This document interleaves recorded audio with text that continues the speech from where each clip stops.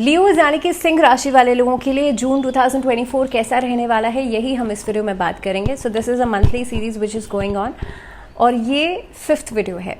अब इसमें हम बात करेंगे लियोज के लिए जून का पूरा महीना कैसा रहेगा। जून एक इम्पॉर्टेंट मंथ इसलिए भी है क्योंकि इसी महीने में जो सैटर्न है वो रेट्रोग्रेड हो रहे हैं, यानी कि वक्री हो रहे हैं।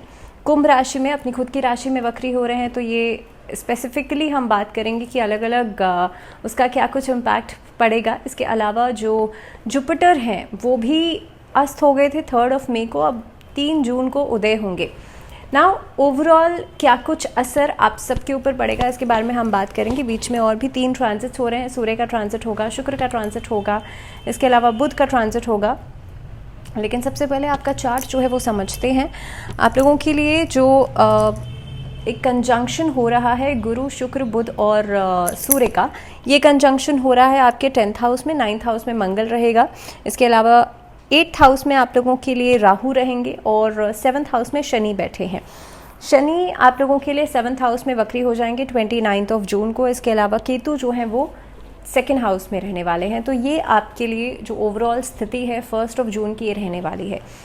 अब इसके लिहाज से सबसे पहले करियर के बारे में हम बात करें। एक और छोटी सी चीज़, इस बार एक इम्पॉर्टेंट एक इवेंट है, एस्ट्रोलॉजिकल इवेंट है जो कि 3 जून को होने वाला है। पहली बात तो जुपिटर जो है वो उदय भी हो रहे हैं और दूसरी चीज़ के इस दिन एक प्लानिटरी अलाइनमेंट आपको दिखेगा इन द स्काई 3 जून को, जो कि 6 प्लैनेट्स का अलाइनमेंट रहेगा, जिसमें कि बुध है, मंगल है, जुपिटर है, सैटर्न है, साथ ही में यूरेनस और नेपच्यून है।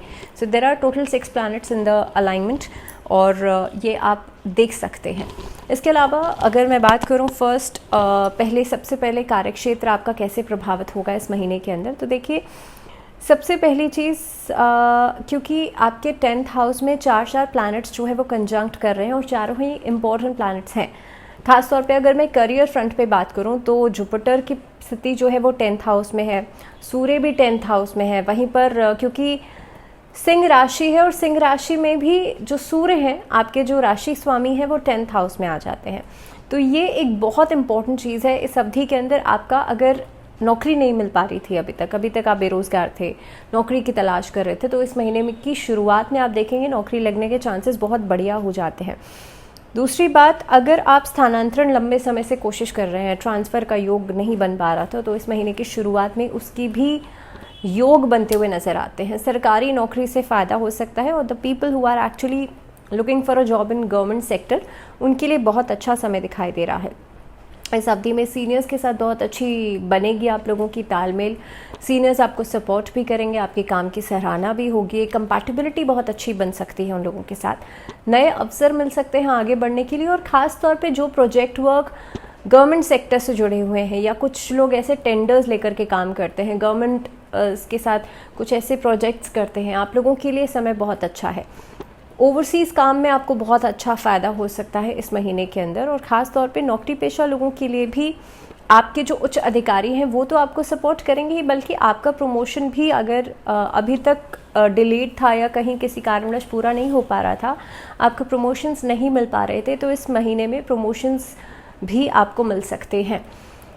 व्यापार की स्थिति अगर हम बात कर रहे हैं तो 7वें भाव के स्वामी जो शनि है वो 7वें भाव में ही रहने वाले हैं और इस महीने के अंदर आप लोग देखेंगे जिस काम को आप लोग लंबे समय से पूरा नहीं कर पा रहे थे, मान लीजिए किसी काम में डिलेज चल रहे थे, तो वो काम आपके पूरे हो सकते हैं इस अवधि के अंदर। अगर कोई ऐसा काम आप कर रहे हैं तो आपके कॉम्पिटिटर्स के बीच में या आसपास के लोगों के बीच में आपके जो काम का एक दबदबा है वो रहेगा, या आपके बातों की, आपके नाम की साख जो है वो बनती हुई नज़र आती है।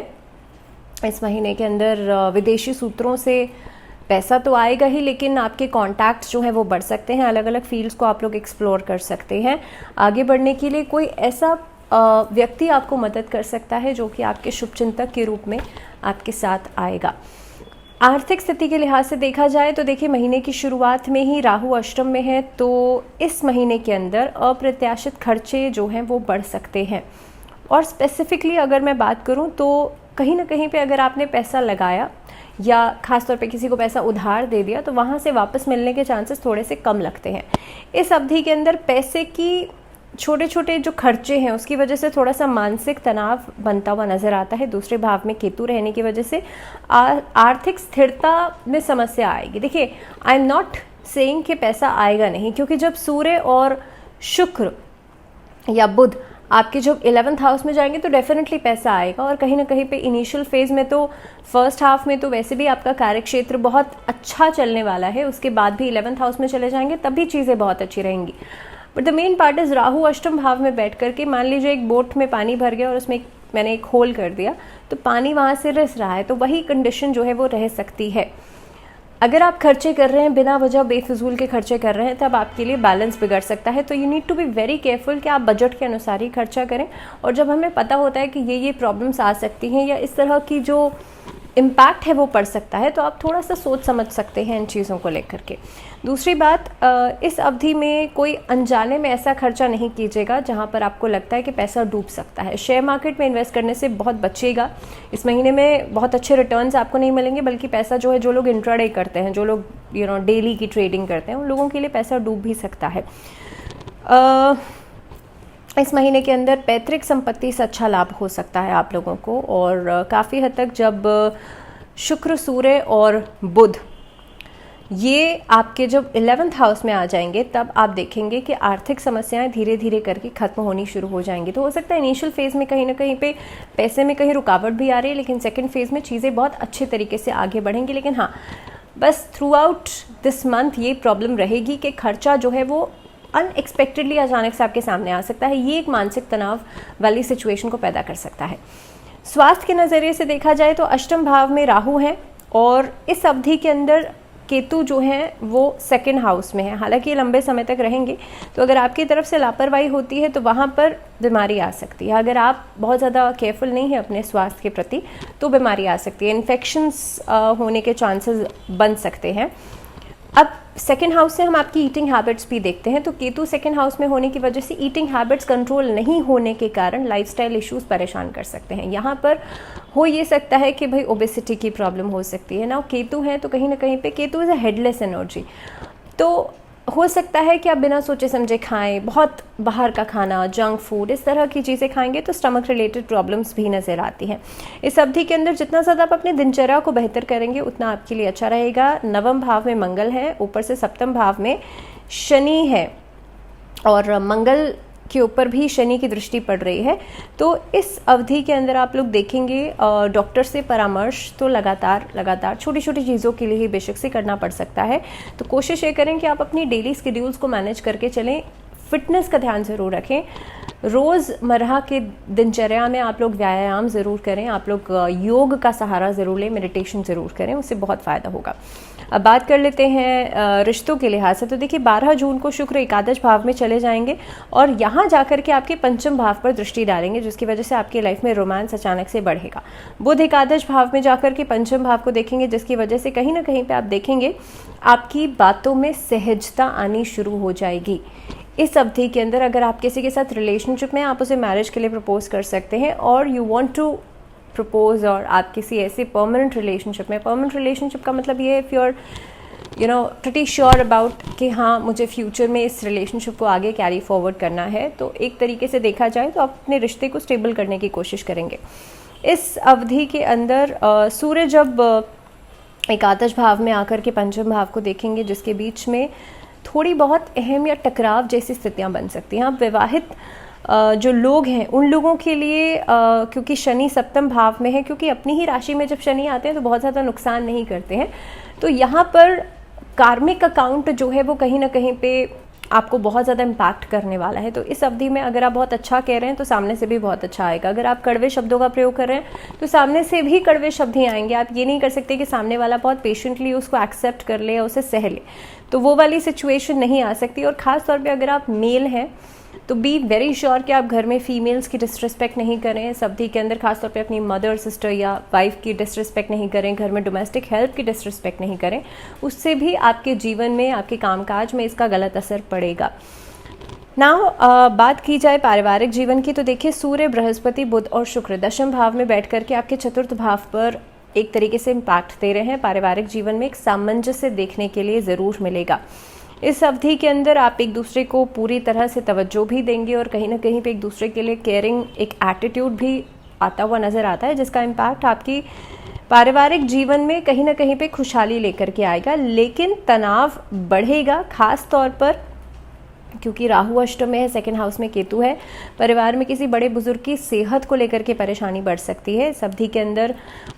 हालांकि आर्थिक रूप से ओवरऑल चीज़ें अच्छी रहेंगी, लेकिन मदर की हेल्थ जो है वो परेशान कर सकती है। लेकिन मदर से आपको मार्गदर्शन पूरी तरह से मिलेगा इस अवधि में। अगर आप टीनेज में हैं खास तौर पे, तो आपकी मदर आपको बहुत हद तक एक मेंटोर की तरह गाइडेंस दे सकती हैं इस अवधि के अंदर। हालांकि चतुर्थ और नवम भाव के स्वामी मंगल जो है वो नवम भाव में बैठ कर के एक राजयोग के समान परिणाम भी आपको देंगे, क्योंकि देखिए यहाँ पर 9th हाउस के जो लॉर्ड हैं वो 9th हाउस में ही बैठे हैं और ये कहीं ना कहीं पे एक बहुत अच्छा योग बनाते हैं। तो नवम भाव में जब मंगल आते हैं और अपने ही घर के मंगल हैं, तो वो बहुत अच्छा इम्पैक्ट देंगे, आपको एक तरीके से बलशाली भी बनाएंगे और इस अवधि के अंदर पारिवारिक सुख भी आपको देंगे।